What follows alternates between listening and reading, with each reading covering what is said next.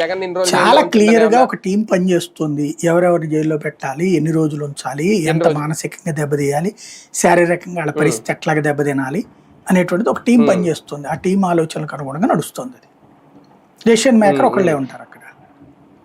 Team సలహాలు ఇస్తుంది, దాన్ని అమలు చేసేటటువంటి అంటే సలహాలకు అనుగుణంగా నిర్ణయం తీసుకునే వ్యక్తి ఒకళ్ళు ఉంటారు. దాన్ని ఆచరణలో పెట్టేందుకు టీం అంతా పనిచేస్తుంది. ఇవన్నీ చూసినప్పుడు రేపు అరెస్ట్ కాబోయే లేదంటే ఆల్రెడీ నోటీసులు తీసుకున్న నేతల్లో ఒక భయం ఏమన్నా కలుగుద్దా? అందుకే కొంతమంది పరారీలో ఉన్నారు. ఇప్పుడు కాకాని గోవర్ధన్ రెడ్డి లాంటి వాళ్ళు ఎక్కడున్నారో తెలియదు, పరారు అవుతున్నారు అనేది ఇవన్నీ చూసా వాళ్ళు చిట్ట చివరి రోజు దాకా బెయిల్ ఆపర్చునిటీస్ ఎన్ని ఉన్నాయో అన్నీ వాడుకుంటారు. సుప్రీంకోర్టు దాకా అరెస్ట్ అవ్వడానికి భయపడతారని నేను అనుకోను. రాజకీయాల్లోకి వచ్చినటువంటి వాడు చివరి దాకా వాళ్ళకున్న బెయిల్ ఆప్షన్స్ తీసుకుని అయిపోయిన తర్వాత వస్తాడు. ఇవాళ జైల్లో ఉండి రావడం అంటే వీరోచితం అవుతుంది కదా. జైల్లో ఉండి వచ్చినటువంటి జగన్మోహన్ రెడ్డి గెలిచాడు, ప్రతిపక్ష నాయకుడు అయ్యాడు, సీఎం అయ్యాడు.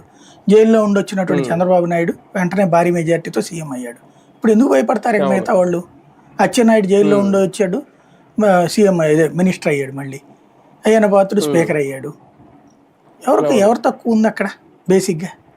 కాబట్టి ఇవాళ జైలుకి వెళ్తే ఏదో లోపము ఏదో పాపము పత్రికల్లో రాసుకుంటారు. అప్పుడు కూడా రాసింది కదా సాక్షి వాళ్ళ మీదన. ఏమైంది?